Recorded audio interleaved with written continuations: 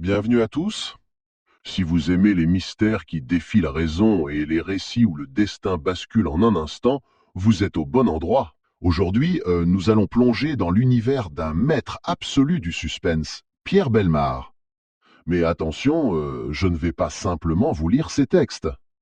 Je vais me réapproprier ces histoires extraordinaires, ces dossiers extraordinaires, pour vous les raconter à ma manière, avec ma propre vision et mon propre souffle.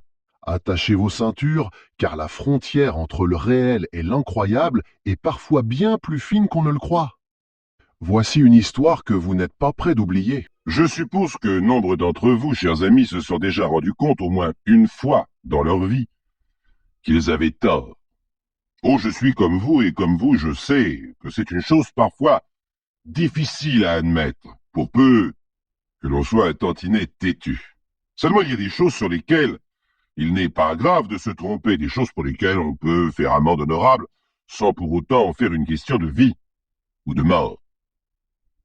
Dans l'histoire que vous allez connaître aujourd'hui, un homme s'est trompé, lourdement trompé, par 2 fois. Il a eu pourtant largement le temps d'admettre qu'il avait tort. Oh, je vous le dis dès le départ, il n'a pas commis de crime. Selon la loi, ce n'est pas lui que l'on jugera devant les assises.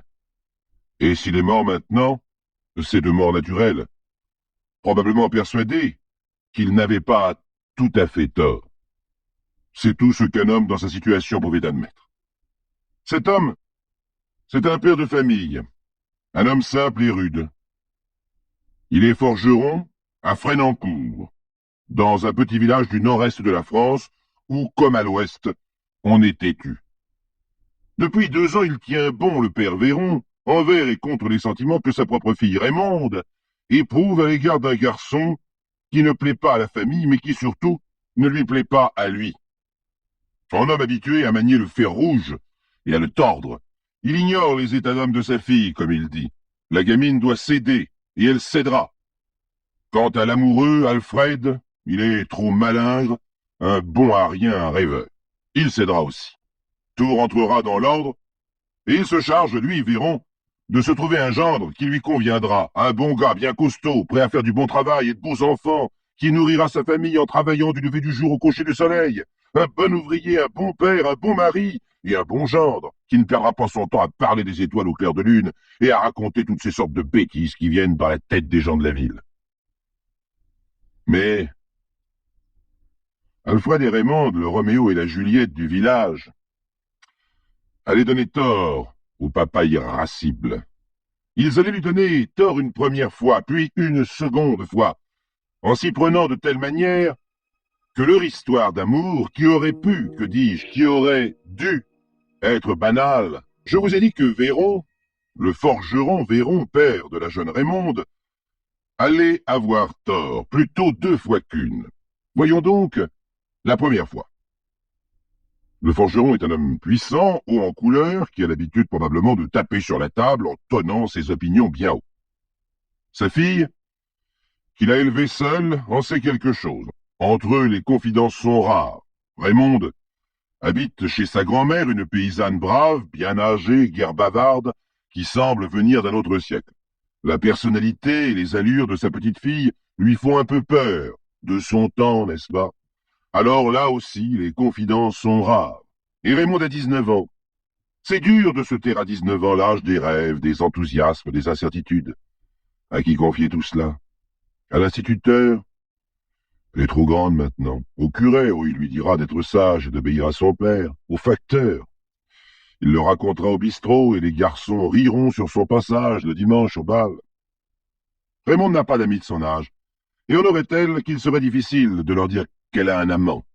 Oh, ce n'est pas une chose que l'on affiche en 1930. Raymonde passerait pour une dévergondée, comme on dit au pays. Une de ces filles qui viennent au bal sans cavalier et repartent accompagnées par les chemins sombres. Et puis, de toute façon, une passion cachée doit rester une passion cachée pour garder tout son mystère. Et dans les livres de 4 sous que Raymonde achète chez la mercière, les amants sont toujours persécutés. Quelquefois même la jeune fille meurt à la fin, et le fiancé, désespéré, la rejoint dans la mort.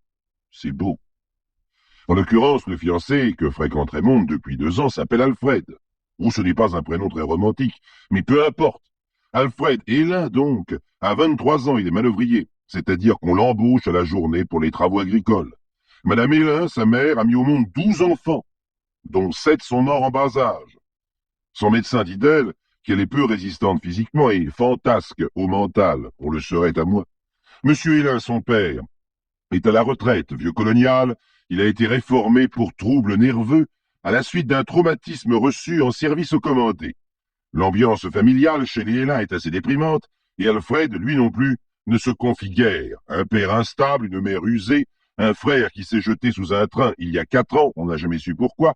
Alors Alfred, à peine la soupe avalée, se sauve de cette maison.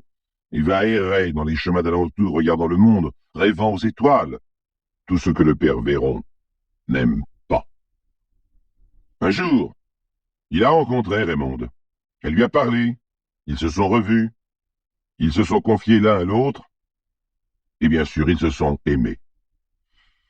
Ils ont maintenant pour eux tout seuls un minuscule univers de tendresse, de confiance absolue.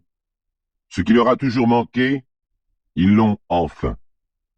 Pour se soustraire au ragot du village et à l'autorité du père Véron, qui a eu vent de la chose, ils se retrouvent en secret tous les jours dans le petit bois de Monceau-les-Loups. Ils font de grandes promenades silencieuses, et lorsqu'ils s'assoient au pied d'un arbre, c'est pour échanger les serments que les petites revues à 4 sous de la Mercière ne renieraient point. Lorsqu'ils sont empêchés de se voir, Raymonde écrit des petits billets passionnés. Je t'ai vu passer à bicyclette, j'étais dans l'auto de mon oncle, et je voulais me jeter par la portière. Mon Fred chéri, je souffre, viens-moi en aide, je suis martyr, je pleure, par pitié, j'ai confiance en toi. Malgré toutes les misères que l'on me fait, je serai à toi pour la vie. Puis les choses se gâtent sérieusement. Alfred a pris son courage à 2 mains, et il est allé voir le père de Raymonde pour se justifier et lui demander sa main.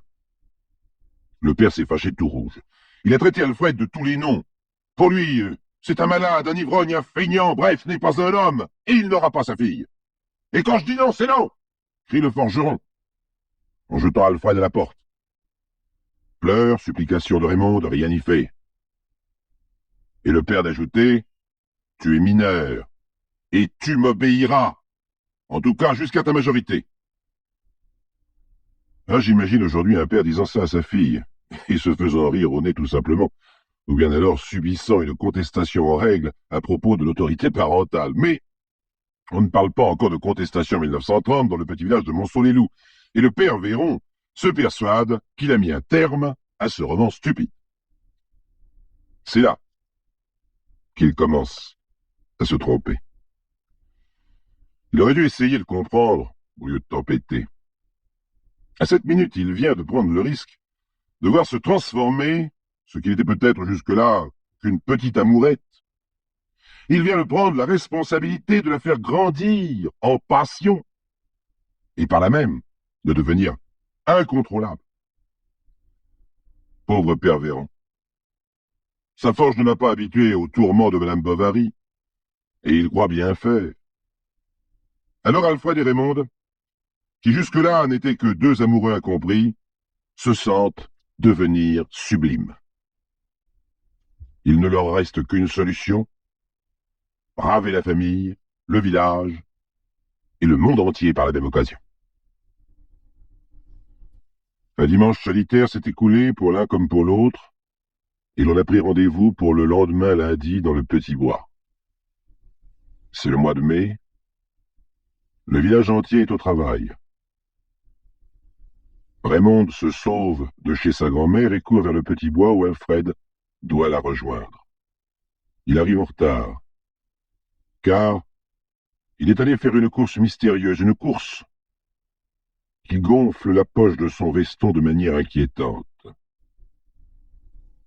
C'est la fin d'une belle journée de printemps. Raymonde et Alfred, se tenant par la main, marchent côte à côte sur un petit sentier.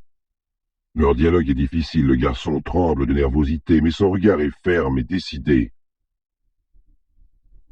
Les arbres défilent lentement au rythme de leurs pas. Si tu as peur, si tu t'échappes,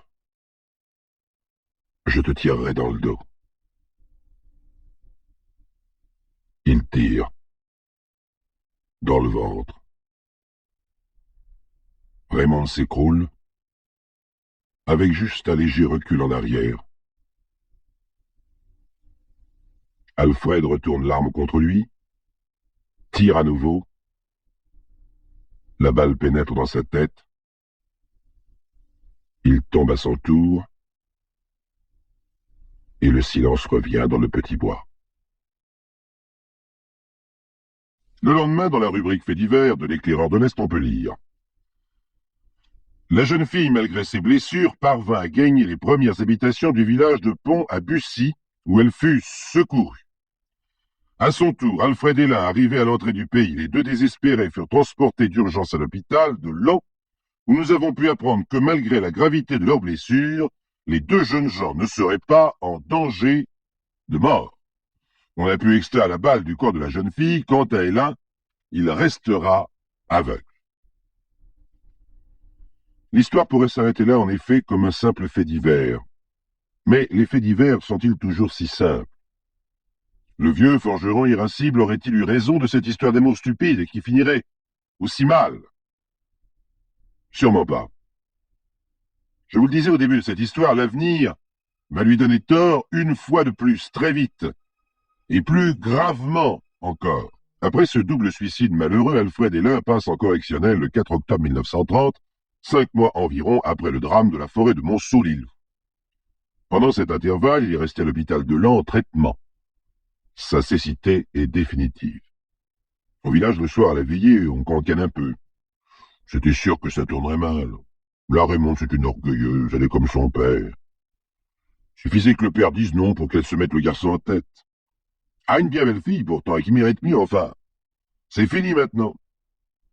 Au café du village, en philosophe bon train. Oh, l'amour, quand ça vous tient, c'est beau quand même. Qui l'aurait cru qu'Alfred aurait des idées comme ça? Des idées comme ça, le tribunal correctionnel les condamne à 4 mois de prison avec sursis. Et Alfred est aveugle, à 24 ans. Raymonde, elle, s'en est bien sortie, si l'on peut dire. Elle a regagné le village et retrouvé sa famille. Ou bien sûr, elle écrit des lettres embrouillées qui tantôt parlent d'amour, tantôt d'abandon, toujours avec la même passion pourtant.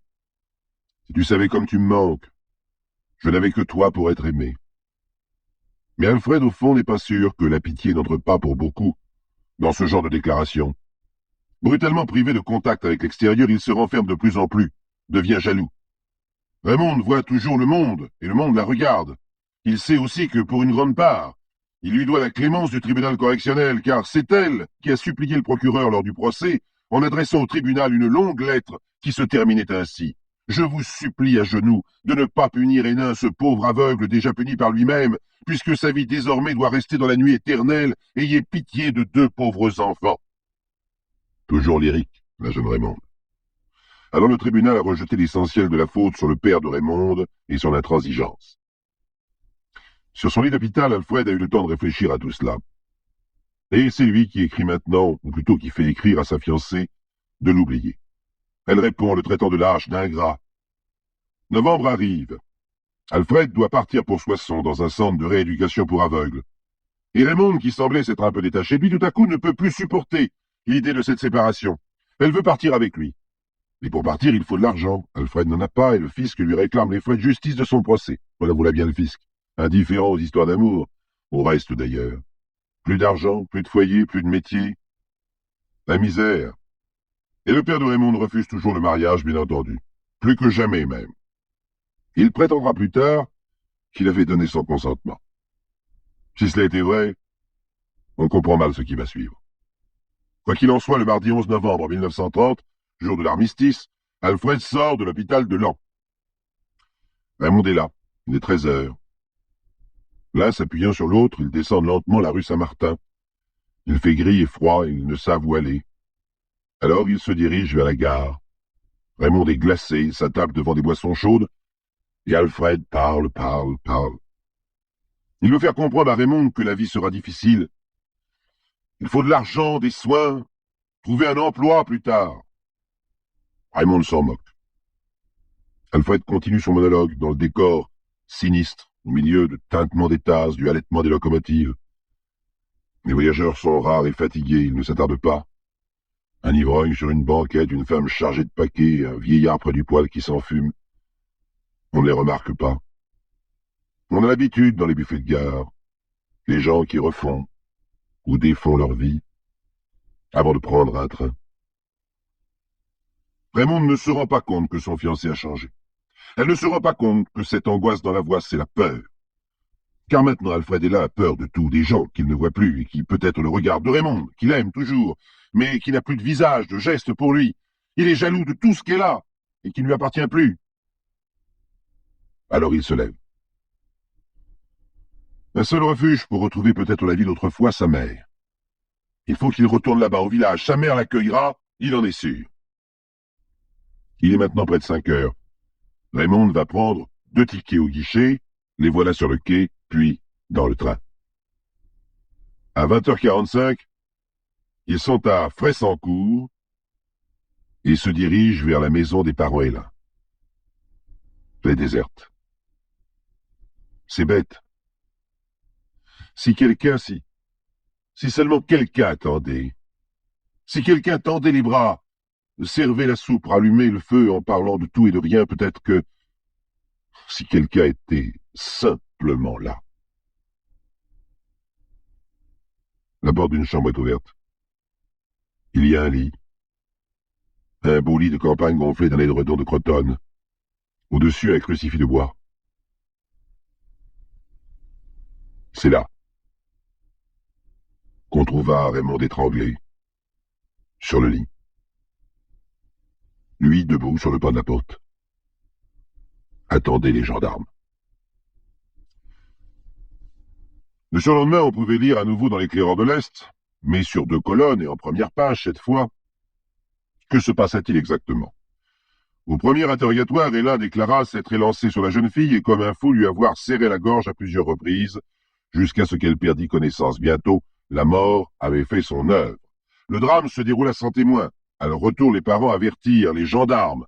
Ceux-ci firent diligence et avec perspicacité interrogèrent Hélène qui leur fit le récit que nous venons de rapporter. Le meurtrier a été écroué dans la soirée. À l'audience du 10 février 1931 de la cour d'assises de l'Aisne, on se posa la question de savoir si Raymond, comme l'affirmait son amant, avait à nouveau demandé à mourir. Le parquet en doutait et le président partagea ce doute. Des témoins ont dit que Raymond avait peur de la mort et qu'elle ne vous a défendu au premier procès que par pitié. Raymond m'a demandé la mort. Alfred s'exprime lentement, il se défend avec un calme singulier, droit à son banc, les mains croisées dans le dos, pour les cacher peut-être.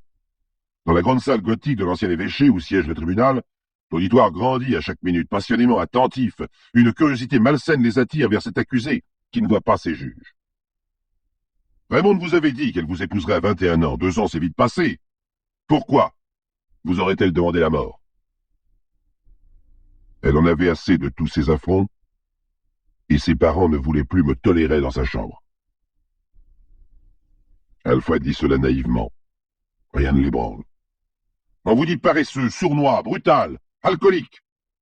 Paresseux? Quand on paiera bien l'ouvrier agricole, il travaillera mieux. 23 témoins vont défiler, presque le village entier, et l'on abreuve les jurés de ragots de voisinage. C'est à ce moment-là que le père de Raymond affirme qu'il avait donné son consentement à ce mariage. Alors pourquoi? Elle m'a supplié, alors j'ai serré le cou. Combien de temps? 4 à 5 minutes.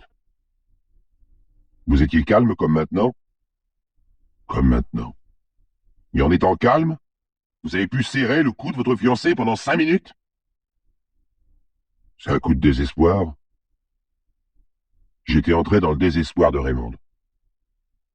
Montrez vos mains au juré. Il les lève. Énorme. Et la salle frémit. Le docteur Rogue, aliéniste, conclut à une responsabilité pénale certaine mais atténuée. Et l'un a commis un crime passionnel. Étrangement calme, ce crime passionnel, pense le président. Un seul témoin fait rebondir l'affaire, c'est l'instituteur. Après le premier attentat, il a eu avec Raymond une conversation qu'il rapporte à la barre. Je lui ai demandé si elle voulait toujours épouser Hélène. Elle m'a répondu « Si je refuse, j'ai peur qu'il me fasse un mauvais coup. » Alors le défenseur d'Alfred Hélène s'agite Il inonde les jurets de la correspondance échangée entre les deux amants. Raymond aimait, c'est évident, chaque mot le crie, et elle n'aurait pas demandé la mort. Mais elle a laissé une preuve certaine de ce désir de mourir. Elle a laissé son corps. Sur lui, aucune trace de violence, aucune égratignure. Elle aurait pu s'échapper. Elle était jeune, vigoureuse. Elle aurait griffé, frappé, mordu. Et là, ne portait aucune trace de ce genre quand on l'a arrêtée. Le médecin légiste confirme. Raymond ne s'est pas défendu. Oh, je ne vous ferai pas le grand plaisir de vous lire, chers amis, les autres passages lyriques de la plaidoirie du défenseur. J'ignore s'il est encore de coutume dans les prétoires de citer Baudelaire à tous les échos, un seul vers peut-être. Vivre est un mal, c'est un secret de tous connu, clame leur romantique avocat. Le procureur, beaucoup plus prosaïque, et c'est son rôle, se contente de rappeler que le meurtrier, avant de tuer, s'est servi et a bu une tasse de café chaud, et qu'après avoir tué, il a allumé une cigarette. Puis, lorsque sa mère est arrivée, il a dit tout de go, « Raymond est morte, va chercher les gendarmes. » Guère plus ému que s'il venait de rentrer des foins, conclut le procureur.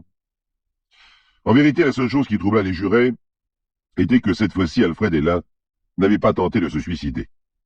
Ils se laissèrent pourtant entraîner par la défense et accordèrent les circonstances atténuantes avec 5 ans seulement de réclusion. On pourrait presque dire, en somme, que la première fois, Alfred Hénin avait été condamné pour avoir tenté de tuer, et que la seconde fois... C'est ainsi que se termine ce récit. Pierre Bellemare disait souvent que la réalité dépasse la fiction, et je crois que cette histoire en est la preuve parfaite. J'espère que cette réinterprétation vous a captivé. Et vous, qu'en pensez-vous? S'agit-il d'un simple hasard ou d'une force qui nous dépasse? Dites-le moi en commentaire, j'ai hâte de lire vos théories.